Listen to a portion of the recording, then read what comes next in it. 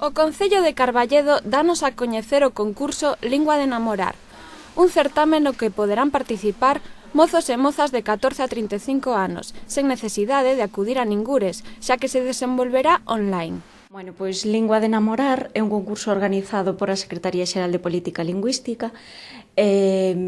O Concello de Carballedo pediulle difusión, como outros moitos concellos, entón un pouco que facemos nós é difundir esta actividade.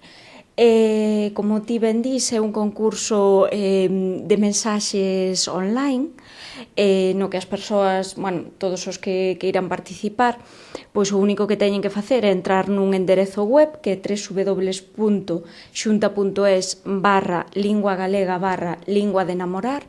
Entran ali, teñen que rexistrarse e logo simplemente deixar a súa mensaxe de amor en lingua galega e con un máximo de 350 caracteres.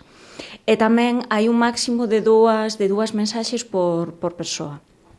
Hai dúas categorías, unha primeira categoría que é para mozos e mozas de 14 a 19 anos e a segunda, que sería a categoría B, para persoas de 20 a 35 anos. Hai diferentes premios tamén tanto para unha categoría como para outra e un pouco a finalidade deste concurso é o fomento do uso de galego entre a poboación máis xoven.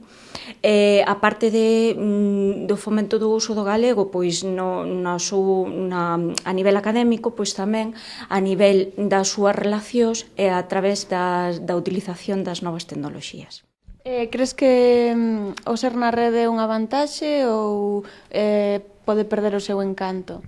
A ver, este concurso é a través da rede porque o 17 de maio, que é o Día das Letras Galegas, aparte tamén é o día de internet.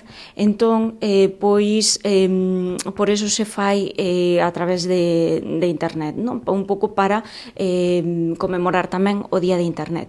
Que pode ter máis ou menos aceptación? Bueno, pois eu creo que ao mellor ten máis aceptación, porque, os xóvenes sempre están máis acostumbrados a utilizar as novas tecnoloxías e, é unha maneira de fomentar o uso de novas tecnoloxías e tamén o uso do emprego do idioma galego.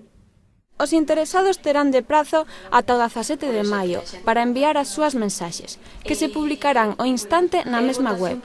Do 18 ao 25, os usuarios poderán votar as súas favoritas. Acto seguido, as 100 declaracións de amor con maior puntuación pasarán a mans do xurado, que publicará o nome das persoas gañadoras o 30 de maio.